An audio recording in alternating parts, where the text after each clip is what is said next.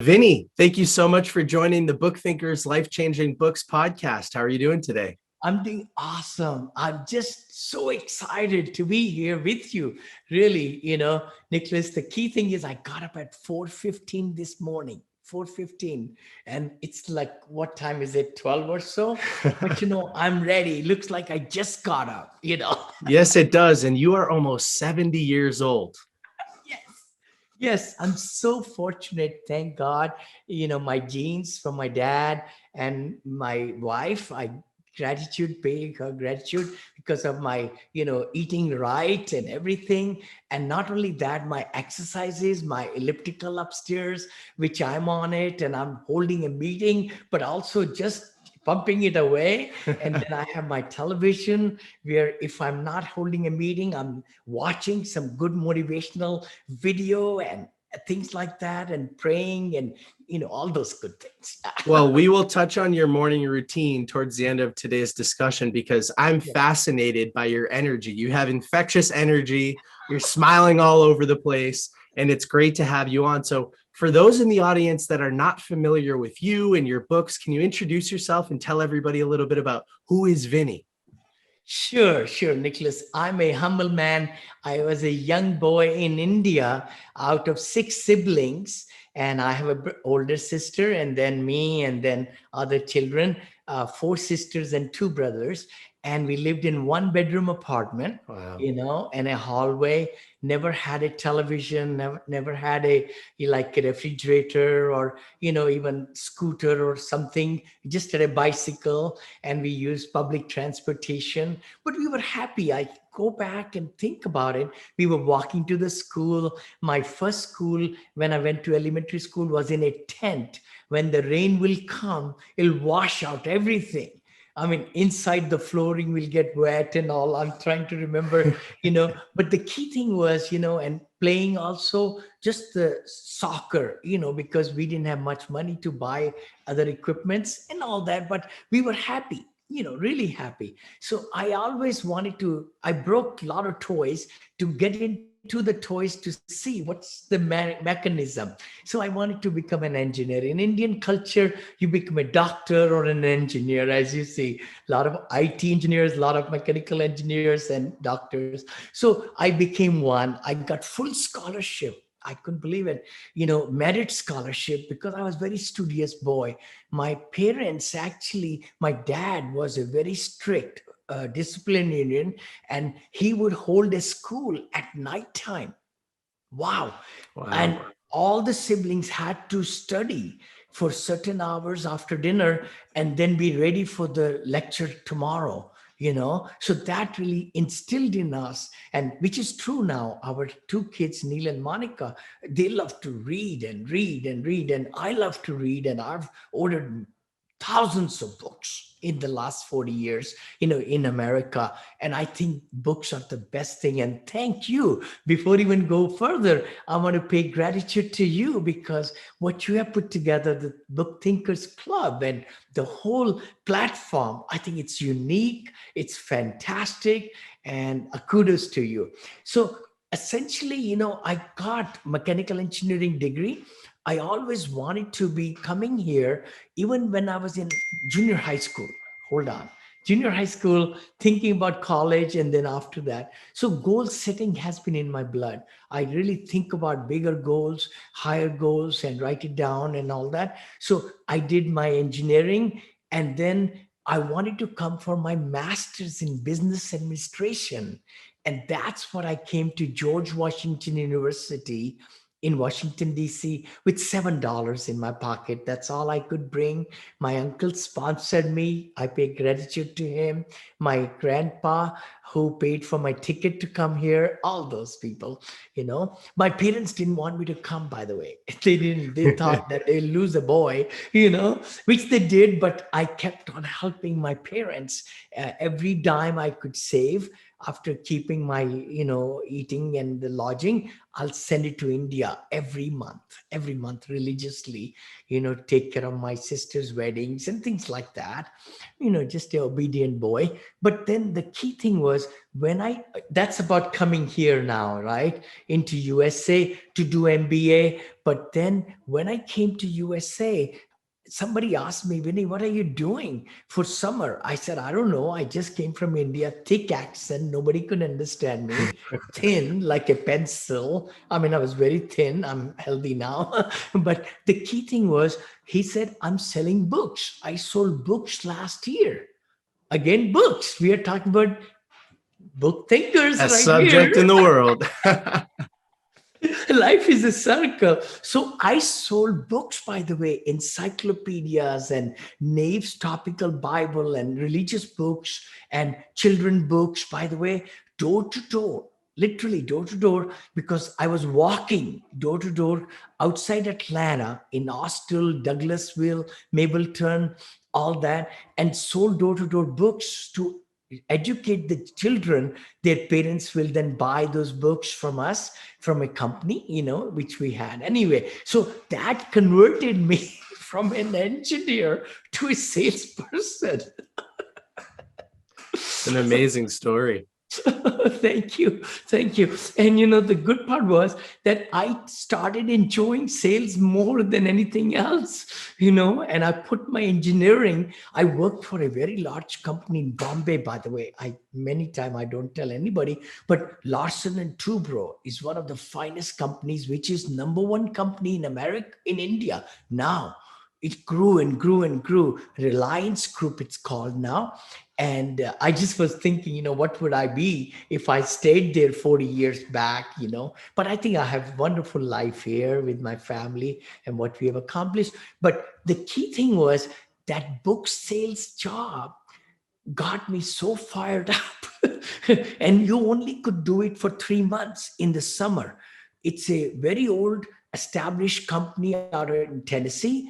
1855 they started, and they still do these book sales from all Stanford to Harvard to MITs. The college students work with that company and abroad to sell books. And now maybe they are selling online or something, I don't know. But anyway, that's what got me going.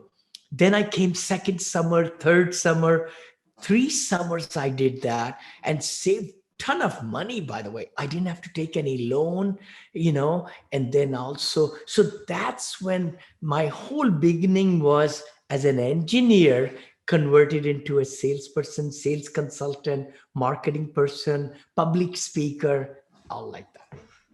No, it's truly an amazing story. And there's a lot to unpack there. I do want to give credit to the fact that you're from India. India is actually our second largest audience. So we have a huge Indian following. They show so much love to book thinkers. And yeah, and everybody's always asking me, hey, you need to have more Indian authors on the podcast.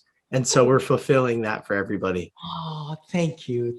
God bless you. No, I mean, we are a big population, as you know, 1 billion with a billion. That's a large, 1/3 the size of USA, but 1/3, 3 times more the population. And our primary audience is 18 to 34, young professionals, really motivated people who are reading these amazing books. And the purpose of this podcast is to introduce them to new books and new mentors that they can use to achieve more and live better. And so you are the perfect representation of what that means to me and to the audience. So I'd like to talk a little bit about Apartment Syndication Made Easy. So who is this book for and why did you write it? Totally. We started, my wife and I got married 41 years back. We are happily married. We have 2 That's amazing. children, Neil and Monica. They've grown up now and they've done very well. One very studious, Neil went to Berkeley, did electrical engineering, computer science, and he's in IT. And our daughter went to UCLA, very good school again, and did MBA like dad. And now she's VP of operations in our businesses. So both are doing well. But the key thing is that, we started buying real estate, single family homes when we moved to California. We lived in Blackhawk Country Club now, with the grace of God for the real estate that has opened up doors for us, And so we started buying single family homes, bought many of them. But then about 16 years back, I just became broker, a real estate broker, and with my motivational speaking and fundraising position also, as a side business, we were in real estate, right? So then I looked into, okay, wow, we want to scale up, we want to grow our cash flow more. And that's when I got introduced to the word multifamily or apartment buying, rather than buying one or two or three homes and having to take care of them all across different states and all that. The cash flow is not that much, but it just made sense, my mind, engineering mind, to say that, oh, if I can get 12 units in one building, then I have to collect only rent one time, go to all 12, or manager, we can hire, economies of scale, things like that. But then the syndication part was introduced to me. I said, I just have limited money. What should I do now? So that's when I Googled the word syndication, that was pooling of money together. And then I got confused. I said, oh my gosh, it's such a big era. I mean, you have to learn this, you have to learn that, you have to learn this, you have to learn that. That's when the jugglers, when I was writing or thinking about how can I conceptualize, I just wrote this book after many years of hard work, by the way. I became a motivational speaker a long time back, but I started investing in real estate 2007 and 8, right? 9. And I published the book, I think, 2000, 2 years back. So it's like 19. Oh my gosh. So it took me almost 7 years, or no, more than that. Hold on, 2019, 11 years to perfect my system. And then I says, you know what? Why don't I just put something together to teach people how I took this whole thing and how I understood it in simpler terms. And that's when the jugglers, the plates idea came to my mind when I used to be young. And, these jugglers used to spin the plates, and not one plate, but 4 or 5 plates. And that's when I said, holy cow, okay, let's just grab it. What are the main facets where I could spell it out? And that's what I named the book, Apartment Syndication Made Easy. Well, it's a very easy read, which is good. And so for somebody who's dabbled a little bit in the real estate market, I've listened to a bunch of Bigger Pockets episodes. I've made my first investments. I have some friends that are more involved. I've got enough information to digest this book in a healthy way, but this helps further my education. And it's very actionable, step by step. And you mentioned in the book, hey, this didn't exist before. There are no easy to read step-by-step syndication books out there. So you definitely fill the void. Oh, thank you. Thank you so much. I just wanted to give it crisply, my journey. Actually, I think that's what we said on the book, like $7 to 250 million, yes, which is what I was. And now we are about $500 million in 2 more years, right at about 441 million. And then we'll be concentrating at 2 billion more addition in this decade. Anyway, but maybe I should write a little bit more advanced book. I always have in my mind, my third book now is, I wrote the second book after that too, on positivity, but that's another topic. And then we have another one in the works now, which is on senior assisted living, where there is a huge demand and just the whole demographics is going that way. I'm a senior myself, so I have a real passion right now for the next 20 years to make a big impact in the lives of my fellow citizens. Right. All of the baby boomers are moving into that age bracket now. I'm curious, how many syndications are you up to now? Because when the book came 34. out, you're at 26, going on 27. 34. 34. As of today, I have 34. And now I just opened up 2 funds, Monil a multifamily fund, which is a $50 million fund, 506C. Some of our followers can maybe, if they're looking into. And then another one is Monil Diamond Fund, we call it, which is for sophisticated as well as accredited investors, which is another $50 million. So my mind is just blossoming in the big, hairy, audacious goals, like Built to Yes. Last book, remember, made a big impact on me. And that's what that BHAG, we call it, right? Never be thinking small, because if you think small in life, small things happen for you. If you think big things you may reach them or you may not, but it's always good to stretch. Yes, no, absolutely. And the big, hairy, audacious goals, I'm constantly trying to elevate my thinking. Jim Collins is an excellent author, Exactly. and yeah, he really reinforces that. So before we get into the 5 plates, there's one more thing I wanted to touch on, which is in the book, you say there are 4 very special words to you, which are enthusiasm, passion, persistence, and positivity. And Yes. so you've written an entire book about positivity. You have smile in your name. How much does that mean to you?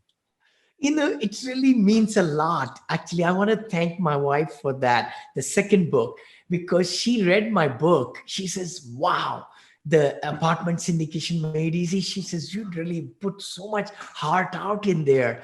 She said, to me, after reading that, she says, I'm so happy for you because we hit the top charts in the first day of like 12 different categories. Wow. Top in Amazon levels and all. She says, you know what? I've been married to you 39 years, and the real estate book you just wrote is limited audience. I want you to write on positivity. Literally, she was the seed. And guess what? She told me that a night before. Next morning, I got up early. I started writing my second book. Well, I love it. And one of the reasons I love the subject of positivity, because just like you, people comment all the time and they say, Nick, you're always smiling. You're always happy. What is it? And I say, I wake up every day with a smile on my face because I'm fulfilled. I love what I'm doing, and it makes it easy to smile. So true. And Nick, what you're talking is so right. Everybody listening to me and watching, and you and I, you can really change your state.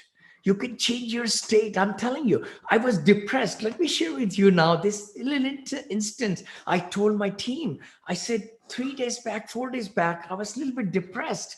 And I was a little bit kind of, stiff with my wife also and all, and I said, Vinney, what's going on? No, literally, I said, why are you moping around? And I get to the heart of it and found out it was not that much. It was just mental shift, right? I mean, when you start getting a little bit depressed, then you go in a spiral down, literally. You don't like this, you don't like that, you don't like the lunch, you don't like this, and when you just change, just like Tony Robbins says, you could change the state right now. And I hope people listening to us can really change their state right now. If you're depressed, if you're thinking about something, you cannot take care of 30 seconds back. You can't. Whatever happened, if the deal is lost, if something bad happened in relationship or something really bad happened, you can't do anything about it. The biggest thing is we could take care of this moment and the next moment. And the many time, a lot of us spend so much time stressing out about the future. That will happen, and those negative things will happen, and my job will be gone, or whatever, or I'm just saying that. But other things which will never happen. 94% of the things never happen that we think about. So let's just concentrate on today. Yes, I love that lesson too. And just like you did back in those summers while you were in school selling books, I did door-to-door sales for 2 summers. And the biggest lesson that I learned is that when somebody says no and closes the door on your face, you don't go backwards in sales. You're still moving forward to the next sale. Exactly. And it's the same thing with being present in the moment, not relying too much on the past, not relying too much on the future, being present right now.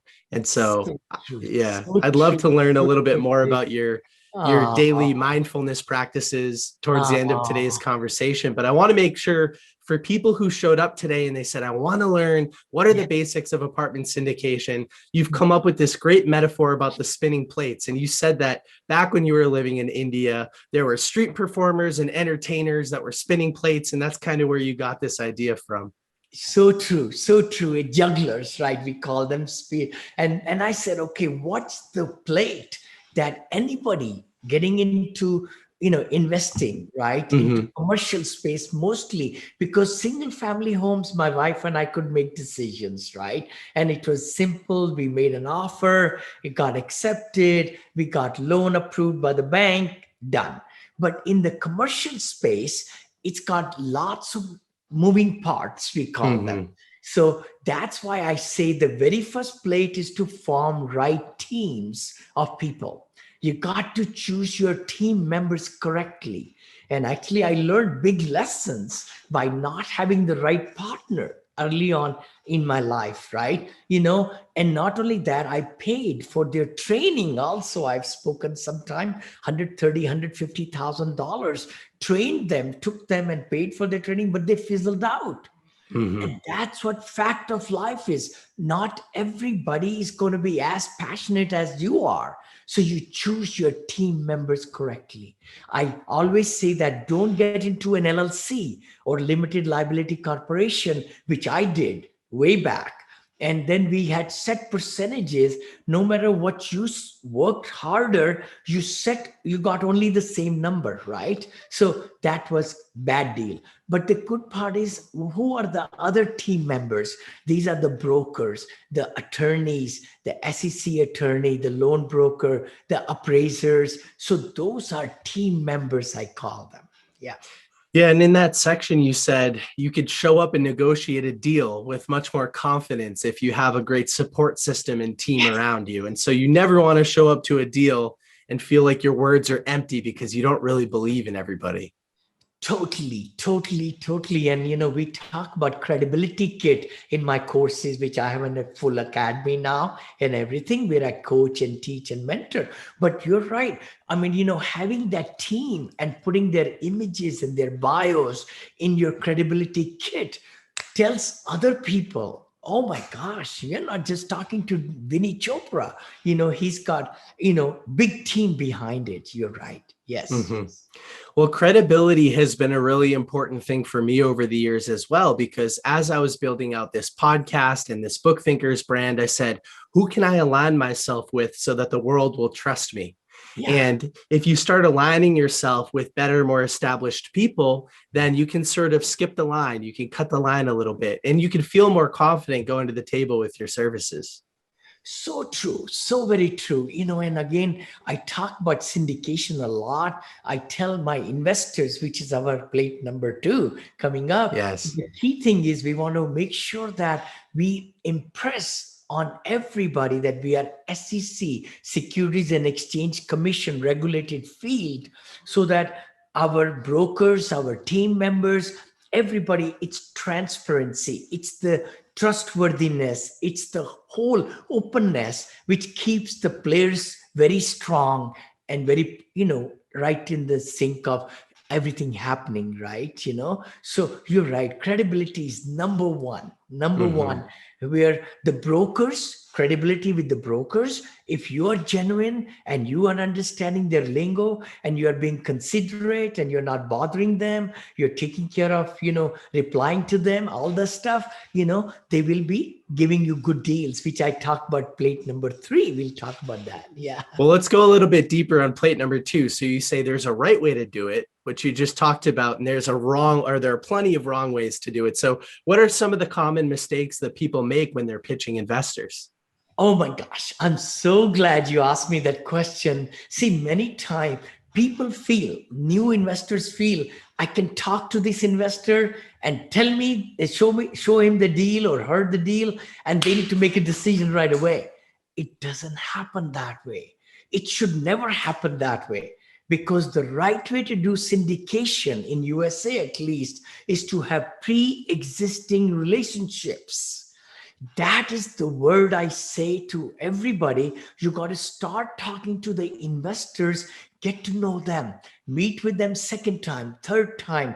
Of course, with the COVID and all that, Zoom is the best way. Skype, Zoom, YouTube, no, go to meetings or WebEx, all these threads, or FaceTime even. Why not? Why not?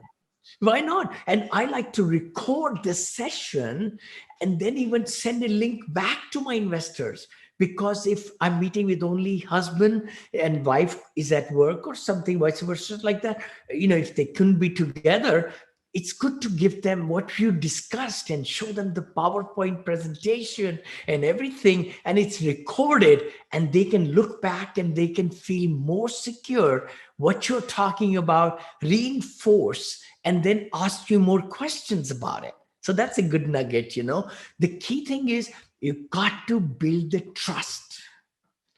People will not give you a dime if they are not sure. Preservation of capital is number one in their mind, then return on capital is the second thing. Preservation means return of capital. If I give you 100,000 today, you're telling me you're going to give me in 5 to 7 years that 100,000 back. Okay, show me why I believe you. Secondly, you're telling me in your projections that you're going to give me 9% return per year on my money. Show me how can you produce that kind of money? So that's the return on capital and return of capital. So it's very, very important. I've lectured and lectured, maybe 75 lectures just on getting into the psychology of the investors, what they are thinking, what are their fears, where they have come from, over the past many, many years, as have they lost money, and what happened and how it happened and what their goals are with their education of the kids and their savings and charities and all those stuff. So the key thing is to have a very powerful elevator pitch.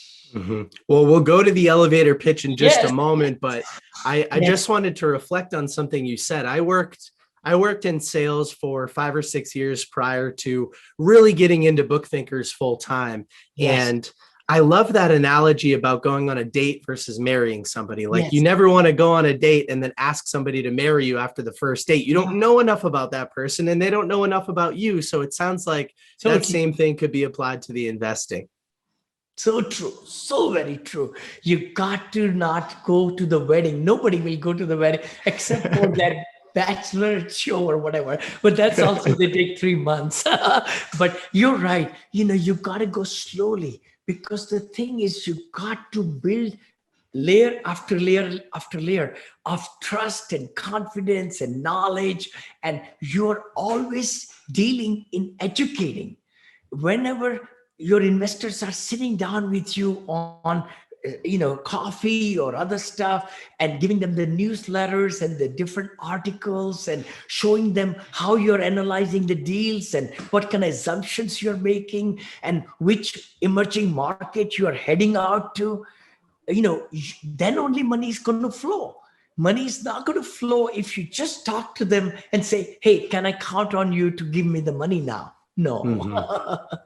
And you mentioned elevator pitches. So in the book, you give an example of an elevator pitch that's your elevator pitch. What is an elevator pitch for people that haven't heard that term before? I would love to say that.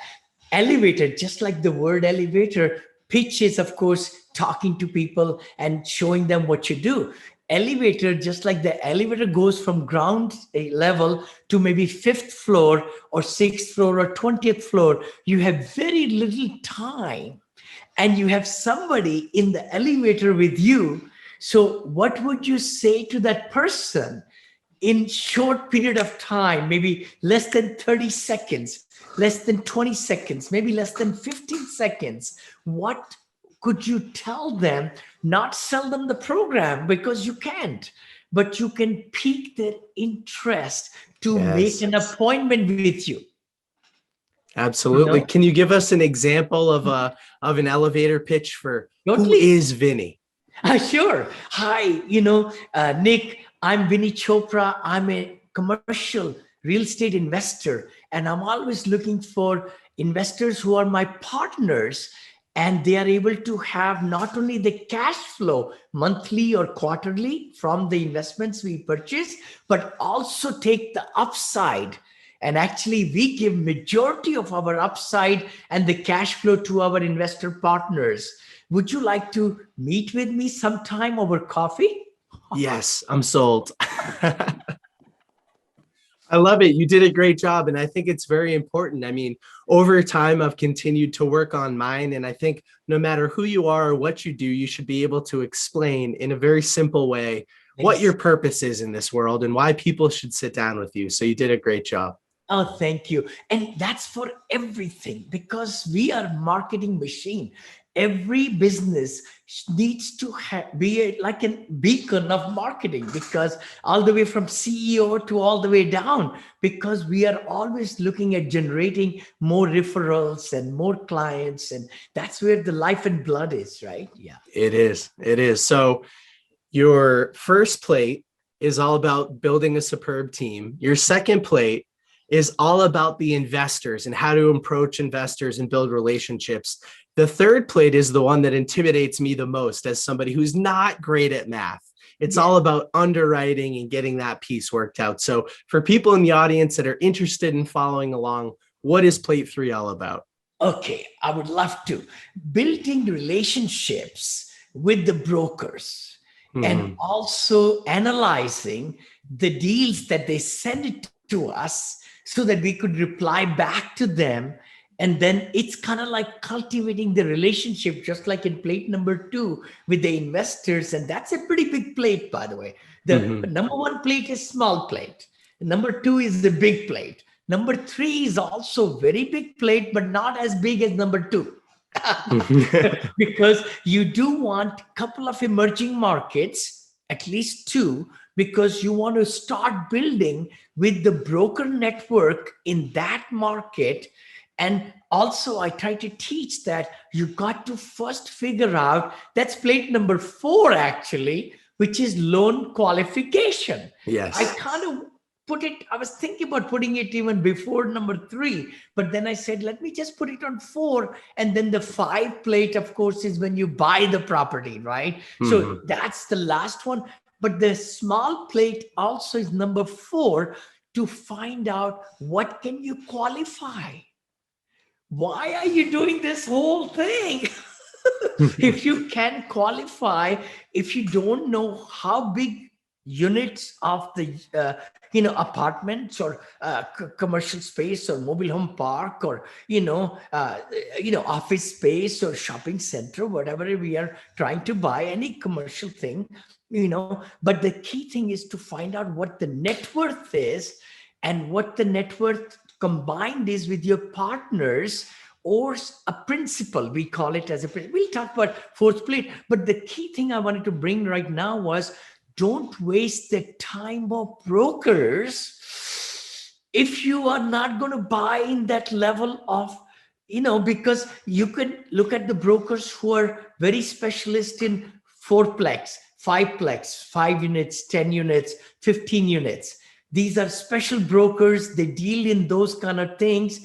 But then 50 units in apartments, we get to a little more sophisticated broker. And then 100, 200, 300 more sophisticated, and they will wipe you out, literally. If you are talking and wasting their time in the wrong segment. Because what's the job of the brokers? To sell for the seller that property within 60 days or 90 days or 120 days from start to finish, and then they want to get to the next one and the next one. So definitely plate number 3 is very important because you want to get the deals first. Then you want to perfect the system of underwriting it, we call it. And over the 14 years, we have perfected this very great template, which is you don't have to really know the numbers. Aha. Yeah, that's the best thing. I'm glad you mentioned it, because a lot of people are not that analytical, like, engineer, myself, or other people. But what we have designed is fill in the blank worksheets, but we have taken care of all the formulas and everything. And it's so easy to put down then what's the rent number, how many units, what's the total, rent collections will be, and how much will be insurance and things like that. Rest of the things these workout sheets do automatically in 9 different places and all that. So if any one of you, as a special thank you, and I take so much thank you to you for taking time to interview me, anybody who would like to get that worksheet for free, I mean the whole toolkit, and we'll even let you come into our academy for free for that particular segment, which is $300-400 worth or whatever. But you will be able to, perfect that system, and you will see me there teaching you the whole underwriting process also. So please email to our friend Nicholas, and we will be able to let you, come into it. Yes. Amazing. Well, thank you for that offer, Vinney. We'll definitely make sure everybody has access to that. Totally. Plate number 4. Well, Vinney, I've got to say there's an elephant in the room, right? And it's money. That is a huge subject. And when I first started thinking about apartment syndication, I thought, well, I'm kind of young. I don't have that much money yet. Like, how in the world could I ever participate in something like this? So what is plate number 4, and how can somebody like me get involved? Oh, wonderful. See, plate number 4 is loan qualification. I called it because it was pretty good big plate, because unless you have the loan amount has to be equal to your net worth. That's what the stipulation is in the commercial field. I know in single family homes, it's the FICO score and your debt ratios and all that. But in the commercial space, it's the net operating income of the investment that we are purchasing. So NOI is based on the numbers of the property, the total income collected, expenses taken out without the mortgage, is that NOI, net operating income. But we do need to have net worth, our total net worth. What is net worth? Is total all the assets, the cash, the savings, the retirement plans, the physical, home and other stuffs, precious metals, everything, right? Or, other things combined with it, some interest in other businesses, investments, all those assets, and then the liabilities. What are we, our loans and everything. So net worth has to be equal to the loan or more than the loan amount. That's how it is. Up to 10 million, I think. But after 10 million, it's not one-on-one ratio. But you are able to get bigger loans, like I'm on $40 million loan and $35 million loan. And I mean, at the peak, I was on $289 million loans, literally. Those are some big numbers. I know, those are some very big numbers. But we have sold some properties, so we have paid off the loans. But essentially, loan qualification will give you the direction. If you have, and a lot of my investors, students are, starting out, right? So they might have small net worth, but my net worth has gone 15 times, just in the last 15 years, let's say, kind of, But the thing is, it will go for you too. Listening and watching us, remember, there are other people in your family and friends and the people, your parents, your relatives, who have the net worth, and they could join hands with you. So you can qualify for the loan by combining the net worth of few other people. Yeah, principal. So once you know for sure what loan you can do, then you figure out if 80-20 or 70-30 is the ratio. That tells you then the total amount of this purchase price. And then by finding in your emerging market, how much is the it's A class, B class, C class, D class now, right? The units or the apartments. We never buy A class, by the way, because, there's not much value add, and we never buy D at all. D is where the drugs and shootings and this and that. Sorry, but the thing is, we have been kind of staying in C minus to put value add to get into C plus. And now we are buying into B plus like that, right? So that way, how much that is per unit. So total purchase price, with counting the loan and all, divided by the number of what's the average amount for each unit, gives us how many units we should talk to the brokers. Yeah. That makes a lot of sense. So we got the loans figured out, we've got the broker relationships, we've got the investor relationships, and you have an awesome team. Now you get a property under contract, it's yours. Okay, you've made your first syndication. Property management, that's the last plate. So once you can spin all 5 of these, you've got it under control. It's a balancing act, but you've got it under control. So this property management plate number 5, could you expand on that for a minute? Oh, sure. I would love to, Nick. That's a big plate, by the way. Not a small one. But it's not a small one, because see, the thing is, the first 4 plates get you to the closing. But once you pick up the keys from the seller, it's your baby.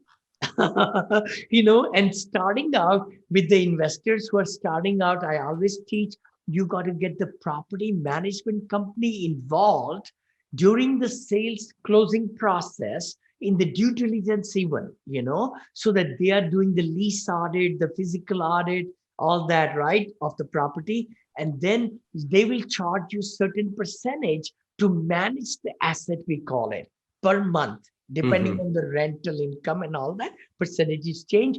But in our case, I had 2 acquisition companies and 2 management companies. So we were vertically integrated, because I did feel that, I want to really have the pulse on the business and learn it myself, and, negotiate the deals and so forth, and save money for my investors and all. So that way, we had 135 people full-time in my companies, actually, together with a full PR, HR, with the accounting department, 5 full-time, all that good stuff. But the thing is, the 5th plate is very important, because by managing the asset with the property management company or yourself, self-manage, you are bringing the cash flows that you promised in plate number 2 to the investors. You got to make sure you're running the asset properly for 3 to 5 to 7 years, possibly, where you're doing value add, capex, we call it, capital improvements, and the curb appeals, and, making sure that all the incomes are increasing, and the rent rolls and the other stuff, and expenses are decreasing to increase the NOI. That is the real deal, because we projected conservatively for our investors in plate number 2 that you're going to get 7-8% or 9% cash flow. We got to make sure we deliver that. Yeah. Amazing. Well, that wraps up a lot of our conversation about apartment syndication made easy specifically. So you wrote a very good book. It's very easy to read. Like I said, I learned a lot reading this. And so I think at this point in the conversation, everybody who showed up to learn about it, syndication, has learned a lot. So again, thank you for going through the book related stuff. I know we still have a few more things to touch on. Sure. I'm yours. I'm totally yours. Yeah. Well, in the book, you said, hey, listen, I was young. I had this very thick accent. I wanted to learn more about business. So I started reading a ton of books, and I'd love to spend at least a few minutes on those. So what are some of the first books that you read when you started this journey? Oh my gosh. I thank my company, the book selling company, because they were converting people, right? Students into salespeople. So they gave me 7 books free, 7 books, or maybe I paid for them. I don't know. But they were the greatest salesmen in the world. So like good. Og Mandino, The Magic of Thinking Big. I still have that book right there. 44 years. I have it. You have it too, right? Yes. And always I write the name, my name signature and the date I buy it or somebody gave me as a gift. I have magic of thinking big. Then we can go to Charlie Tremendous Jones. Life is Tremendous. That's the book. Napoleon Hill's book, Think and Grow Rich. I read that 44 years back and I've read it many times after that. Then also Dale Carnegie's book, How to Win Friends and Influence People. Oh my gosh, huge, huge, huge book. Then I'm just trying to remember now, Dale Carnegie's some positivity books also. I remember those. And then we go into big chapter with Jim Rohn. Oh my gosh. Jim Rohn's books and videos, Tony Robbins, of course, Zig Ziglar's book, See You at the Top, See You Over the Top. I mean, his chimney being also an arrow in Dallas. I mean, all those things coming back to me. Let's go back to Wayne Dyer's books. Let's go to John C. Maxwell's books. I have bought maybe thousands of books, literally. And I know when we moved to our new place here, I donated them to the library, And of course, then I started to buy more of the, lots of books. Oh my gosh, I can think of, I'm trying to look at that over here. Good to Great, right there. I still have that. Lots of books. And over here also, Rich Dad, Poor Dad, of course, those books right there. Just amazing, amazing books, from motivation books to all kinds of books, right? So I have real passion. Literally, what you're doing is so great, because I think young people should be learning and reading books and listening, books on tapes also. Why not, right? To keep, because it's again what we feed in our mind. And I want to talk about that. We spend so much money from the lips down. It's very true. We do too much. Literally, I mean, we can go and blow $400 on a dinner, right? With Neil, Monica, Kanchan, and I, into San Francisco area or whatever. But look at that. That only went down here, right? But it's the mouth up right here in our mind and thinking and subconscious. That's where we need to spend money. And that has the biggest payoff. And that comes by reading books and listening to the books and listening to podcasts and watching with our eyes. Again, this is investment up, above the mouth, I call it. I know Zig Ziglar talked about stinking thinking from the neck down. Stinking thinking from the neck down. He said, just get taken care of the neck up, and you will be able to achieve so many things in life. And also, I want to say humbly to everybody watching and listening to us, just don't read books for the sake of reading. You got to please decide from the book what you got, and write it on a notepad or somewhere, and affirmations, that this is what I'm going to implement in my life. And that's it all about. Literally, the books are books. And that can make us, read lots of them. But what do we take out of that and put them and make it into a habit and just grow ourselves, explode in our thinking, in our demeanor, in our positivity, in our doing the things correctly, in our, being a positive Pygmalion. I talked about Pygmalion, that word. And, I know my previous company, they spent so many thousands of dollars, I think $250,000 one time, to take our spouses and us into Saddlebrook Resort, Saddlebrooks, I think, in Clearwater in Florida, 7 days. And they invited the guest speakers to teach us about life skills. And I really owe a lot to my previous company. I don't sometimes talk about them, but we used to go on incentive trips, 5-star, 7-star trips every year. I even won automobiles in that super professional fundraising business, and then my stocks became 700% up. 700. I started with that company with only two companies. And when I left them, we were 14 companies. And we built the companies within the company and sold them also. Built from Wow. scratch and sold for 241 million.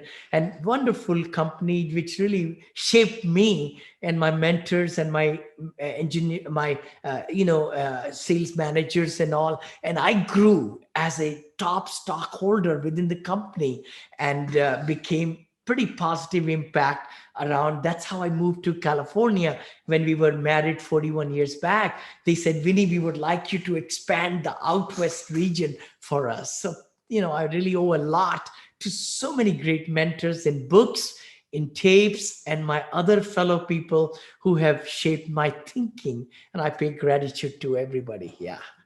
Well, I'm happy that you mentioned the piece about behavior change, because I always try to reinforce that real behavior change is always the goal. If you read these books and you just breeze through them and then you don't change your life, there's no difference between this book and a video game or Netflix at that point.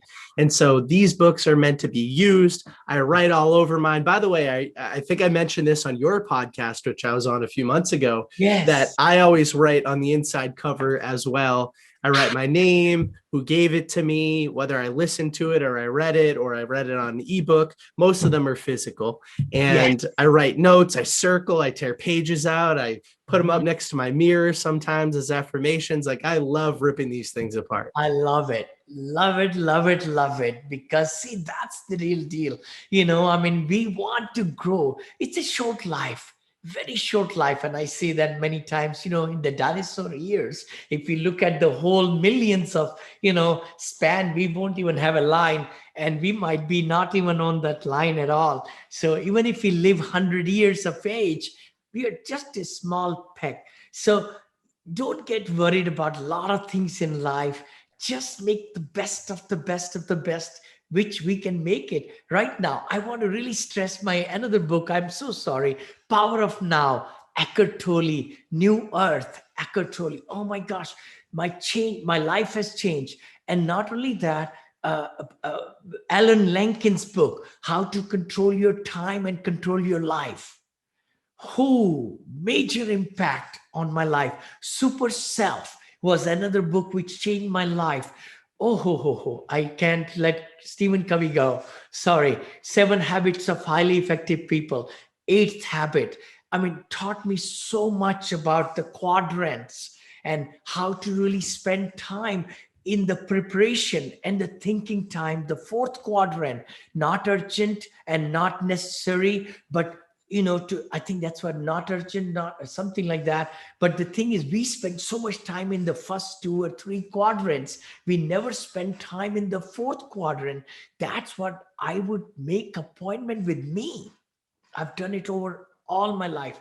And people say, are you busy that day? Yes. They don't need to know. You say, I have an appointment. That's it. But you have appointment with you in the morning or weekly or bi-weekly to just prepare what's going on in the business and how the things are going. What's the morale of our employees and how can all those things take thinking time. So I love the thinking time and preparation time and the investors relationship time and the brokers time. Those are the best times when we get the 80% of the results come from 20% of the activity, literally Pareto principle, and those things are so important. I complimented your energy when we first started the show, but I've got to say we're an hour in and this podcast is only an hour, but I know you could go for 5 more hours on these subjects. That's how passionate you are. So what are some of the secrets? Your energy is just so crazy. When you wake up in the morning, what's the first half an hour look like? Is there a consistent routine or anything like that? Yes, it totally is. Totally. I never even put a snooze alarm at all. I get up at about 4:15 nowadays. When I was W-2 job, when I was younger, I'm younger now. It's going to be 70 next year. I'll be 69 in August. But the thing is, it's just that, I'm so awake when I get up. Even 5 hours of sleep is plenty for me. And I get up and I make sure I close the door nicely. Sometimes my wife is up too. She says, "What's the time?" Like this morning, I said, "Honey, it's 4:15." And then she says, "Oh, I'm going to go to bed." I said, "Great," and I close the door. Then our family room is way out there on the other side. And I get into the routine of listening to bhajans. Actually, that's the first thing I do.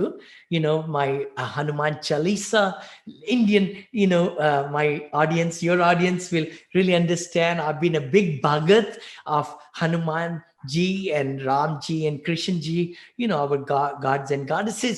And the key thing is I was very thin, like a pencil, literally in all India and all the way until I came here and got good food. we talk we talk about, actually, this will be something. If you have a second, we will talk about the Indian cows and American cows. And I want to say that because what happened was when I came here, my uncle said, "Vinney, are you going to eat hamburgers or things like that? Those are beef and cows and all." And I slept over it literally. And I said, "Man, you know what? It's a long journey. How can I survive not eating hamburgers and all that?" Right. So I got up next morning and I said, "Uncle, I made a decision. I'm going to eat hamburgers because these are not Indian cows." So, but again, the key thing is I grew up because I thought the God of strength, Hanumanji, picked up on his, like on his hand, even a mountain. He carried the mountain and he could fly and all that. So as a young boy, I said, "You know what? I need to pray this God. He's going to give me good health." And he did give me health. Absolutely. You So are in good health. routine is like, I know I go and, look at some things on my social media a little bit. And then I look at my schedule. I don't see schedule. It's there. And then I do my miracle morning gratitude. I go upstairs and do the elliptical 1 hour every morning. I mean, I'm just religiously doing it. And I look at if I can do some meetings with on my iPad on the elliptical. And then if I don't have a meeting, I listen to and I watch some very good motivational, things and all that. And then, yeah, those kind of routine. And, like this morning, got up at 4:15. And by 8:30, we had been in 4 different great meetings. People from all over the world were with me. And one of our very good movie maker and student from Norway, Oslo, Norway. He gets up at 1 a.m. in the morning on Wednesdays to be in the mastermind. That's his commitment. And he's already syndicating. Oh my gosh, I can't believe it. After learning from us a little bit, from me, he's able to just partner with the biggest company there in Oslo, Norway, and so forth. It's really exciting to see my students just crushing it. Oh my gosh. I mean, $80 million, portfolios, my number one student, Dylan, and all those things, but again, it's not me. I want to not take the credit at all. It's it's them, it's their drive, it's their who they are, but they're able to pick up the tools and run with it. Yeah, And no, John Wilson, John and Ethan at 18 years of age is syndicating at 18. And John is, gotten 20 units. He's looking at 86 units. Ethan is looking at 104 units right now at the age of 18. truly amazing. Very amazing. Yeah. Well, the last thing that I wanted to bring up in our conversation today, I guess the last thing will be to have you tell everybody a little bit more about the programs and the academy and everything. But there's a question in the book that I really liked. It's under the category, put yourself in your investor's shoes. And the question is, why would I invest my hard-earned money, my retirement money with me? And I thought that was such a good question because you're really forced to dig deep to answer something like that. So true, so true. I really, I just learned that. I think I wrote it because in Stephen Covey, he talks about you're going to a funeral and everybody's talking and talking, and everybody, friends and pastors and other and family members, and you are paying a homage to the casket, and you go there, and guess what? You find yourself lying down there. Oh my gosh. So we need to really introspectively look into ourselves, who we are, and what kind of story we are writing, our own book. We are talking about books today, So what will this book talk about? What will be in the cover, between the two covers? What kind of content is going to be? So the same thing is true in my analogy, metaphor. You got to say, would I pay Vinney Chopra $500,000? One of my investors paid me 1.9 million. One investor during COVID, and then in January he put another 550,000. 1.8 million he gave me. What did I do to deserve that? Oh my gosh, we raised $32.8 million within 3 months during COVID. So it all comes back to what I set the stage was to get into their heart and into their psyche, to say who Vinney is. And they look through me and through my dealings with them and the track record, we are building. So all those things are so important. Nobody, please listen right now. Nobody will meet you anytime unless they Google you nowadays.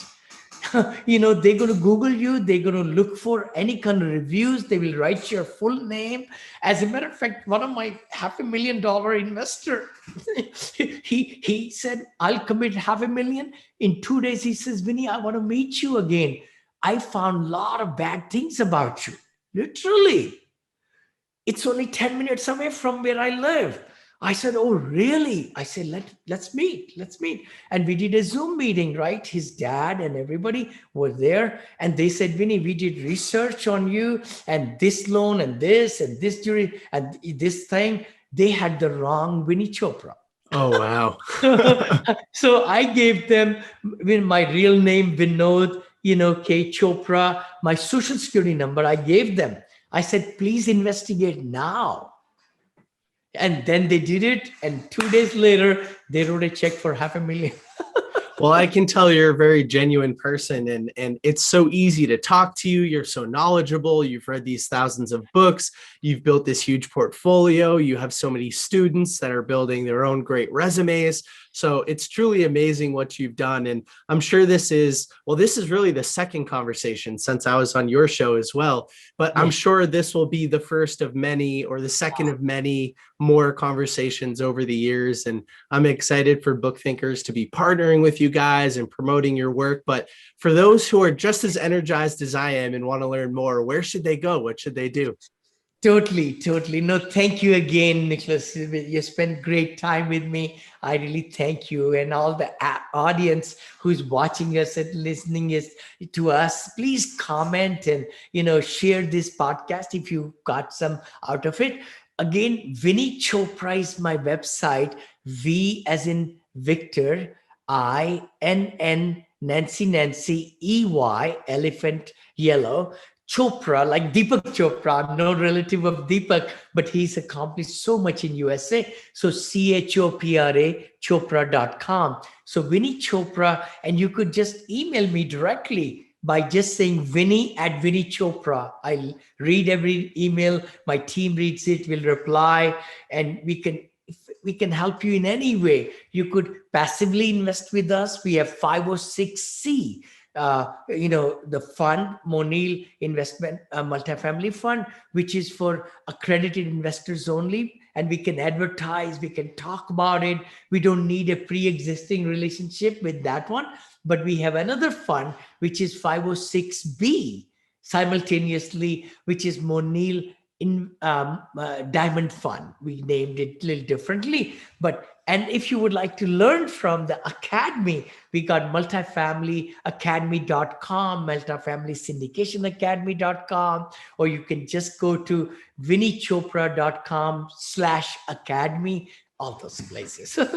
Or Google me. Just Google me or YouTube me. My channels are there, Instagram, and you go to Amazon, you'll find my books, all that. Fantastic. We'll put some notes in the show notes for everybody, or some links in the show notes for everybody. But Vinney, one more time, thank you so much for coming on the show. Oh, thank you. Thank you, Nicholas. You're amazing. Have a wonderful day, everybody. And let's make it happen. And let's move the needle. And let's make everywhere a good place, right? Every place a good place. Yeah.